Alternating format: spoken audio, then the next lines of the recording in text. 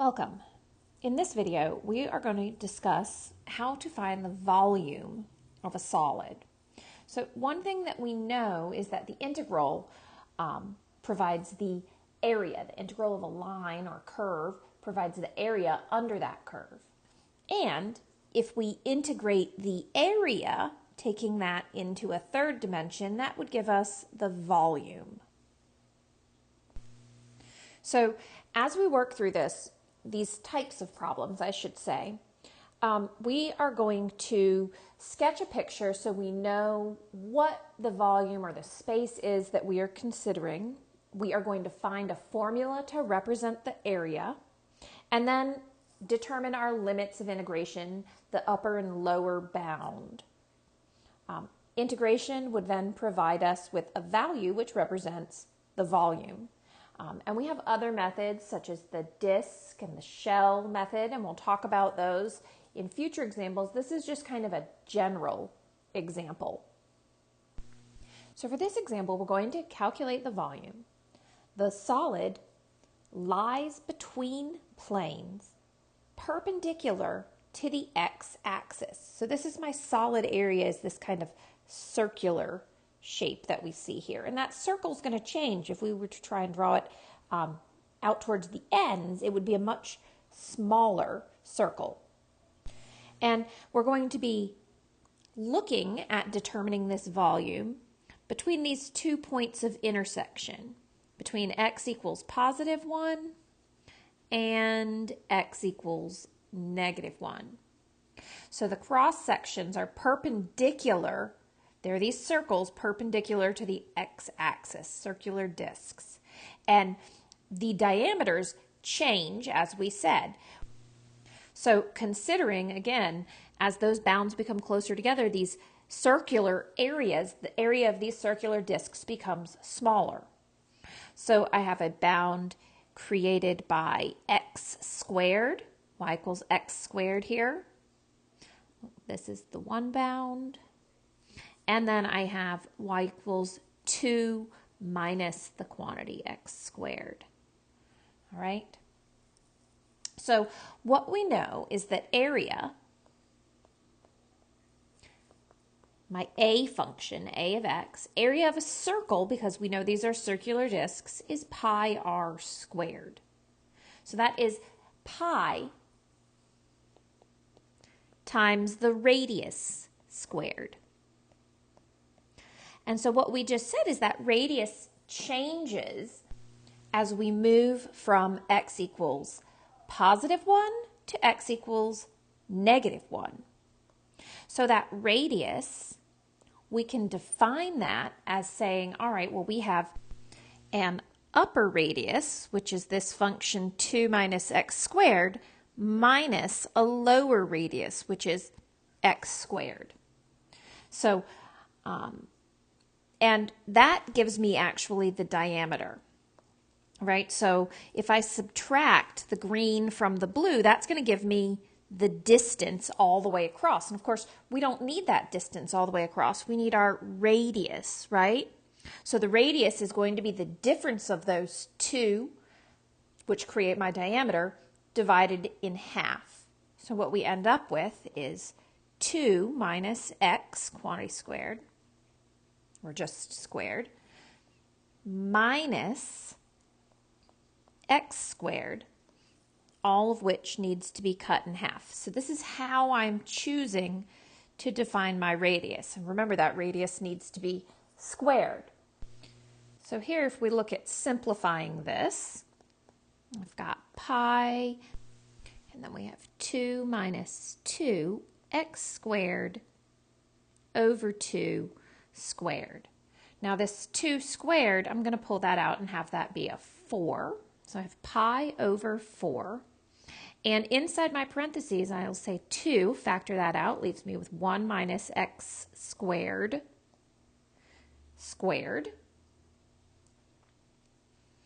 And so squaring that 2, if I square this 2, it becomes 4, and those are going to cancel. So my area formula in terms of x is going to be pi times the quantity 1 minus x squared, quantity squared. And it's fine to leave it that way. For the sake of integration, I'm going to multiply that out and say that a of x equals pi times 1 minus 2x squared plus x to the fourth. And we can distribute the pi as well if we'd like. So this formula right here, this represents the area of that circle, of this circle right here, at any given time between x equals positive 1 and x equals negative 1. So remember, that circle diameter is going to change, and anywhere that we're off the origin, moving out towards those bounds, it's going to be becoming a smaller radius. So this is a variable radius, and that's why our radius or our area equation has a variable in it. So volume, remember that volume is equal to the integral across those bounds of that area. That's what we defined at the start of this video. So in this case, my volume is going to be the integral from -1 to +1 of pi times 1 minus 2x squared plus x to the fourth dx. So the pi, of course, can come in front. And then I'm just integrating a polynomial. This is a pretty basic integration. We would just use our power rule for all of these terms. So I end up with x minus 2/3 x cubed plus 1/5 x to the fifth. And that will need to be evaluated from 1 to -1. So the first thing I'll do is I will plug in +1. I'll leave my pi out here. I've got 1 minus 2/3 times 1 cubed plus 1/5 times 1 to the fifth. So all of that minus, now we'll evaluate it at -1. Which is -1 minus 2/3 -1 cubed plus 1/5 times -1 to the fifth.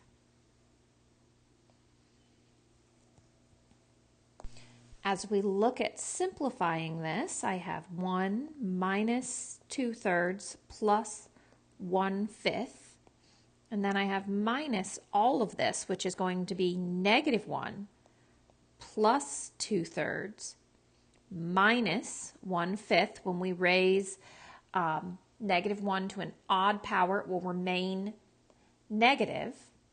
And so if we look at subtracting all of those are actually going to turn into plus signs, adding, which gives me pi times 1 minus 2/3 plus 1/5 plus 1 minus 2/3, and then again plus 1/5. So adding all of these together, that's going to give me 16/5, and my volume would be found as 16 pi over 15. I think I said 16/5 a minute ago. We get 16/15. This represents the volume of that solid that's created. Right? It's kind of like two circular cones stuck together in the middle.